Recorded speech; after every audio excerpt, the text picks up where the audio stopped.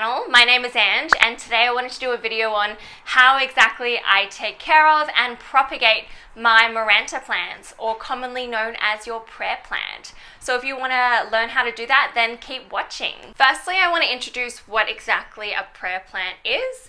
So it's one of the plants that have a somewhat circadian rhythm. They fold their leaves up like little praying hands at night, and then they kind of open more during the day. So as you can see, the leaves right now are a little bit more flat and open. And this Maranta here is the red vein Maranta. So it's got some gorgeous leaves to it.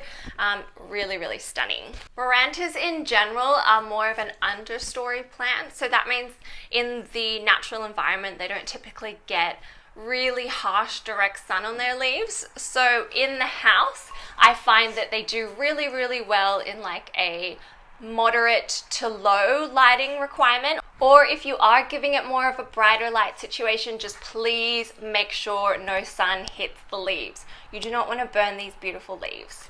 So another thing about these Marantas or prayer plants is that they do like a little bit more moisture to them than your typical houseplants.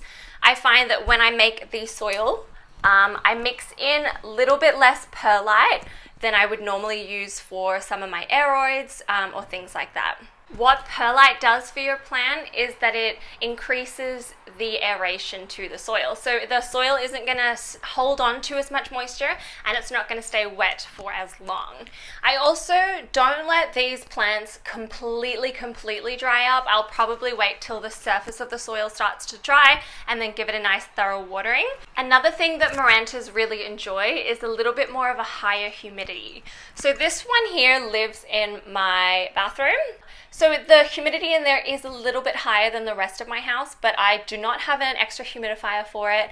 I don't find that this one or the next one that I will show you is as picky with humidity. However, if it's in a really dry environment, you can see that the tips of the leaves may get a little bit more crispy, or it could be due to another fact. So another thing that can determine the crispiness of your Maranta or prayer plant's leaves would be the type of water that you're using for it. I am typically quite a lazy person, and I'm not going to go out to the store to buy distilled water for my plants. But if you have access to distilled water, you will definitely see an improvement with your plants. And you'll find that the leaves do not get as brown or as crispy on the edges. However, this one, the red vein Maranta, I find is not as picky and not as finicky when it comes to the type of water that I use. And I just use normal tap water for this guy. So this is the second Maranta that I have in my collection, and I find that the care requirements are pretty much exactly the same as the first one that I was showing you. And today I actually wanted to show you how to propagate this one.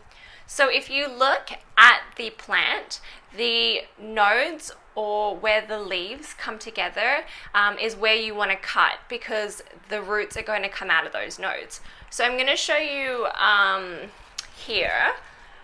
So for example, you've got the leaves coming down onto the stem of the plant, and the node on these kinds of plants would be where it kind of swells up and gets a little bit fatter. So you do want to have a node for every cutting that you're taking from your Maranta plant, so that roots will come out of the soil. So I'm going to do that now. I'm going to find a node on the plant that I want to cut.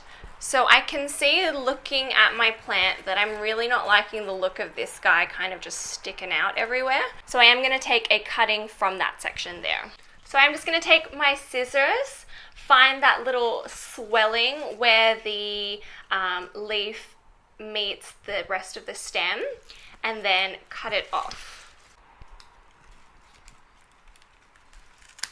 So I'm going to give you a little bit of a close-up of what that means. So if you can see here, the leaf is coming to meet the stem, and there is a little swelling here. So this guy actually has two nodes. So you could cut it here and take two cuttings, but I'm just going to leave it all together. I do also like to leave a little bit of extra stem on the cutting, and that's just in case it starts to rot or anything while it is in water. You can just cut off that rot. So all you do with this is stick it into a little jar of water, and within a few months it will root for you. So I want to just show you some cuttings now that I took maybe a few weeks ago, and you can see the root progress. So here you can see that I cut it where the swelling and the node is, and roots have come out of these. So just here. These cuttings here, I think the roots are long enough for me to stick into soil. So what you can do is you can either make a whole new plant by just putting these into soil by themselves, or what I like to do is actually just stick them into the base of the pot, and it will actually make the mother plant look a lot thicker and more lush. When you're putting propagations into soil, I find that you don't want your propagations to dry out completely. Otherwise, it can shock the roots from going from a water medium to more of a soil medium. So I find keep it a little bit more damp than you would normally keep your normal mother plant.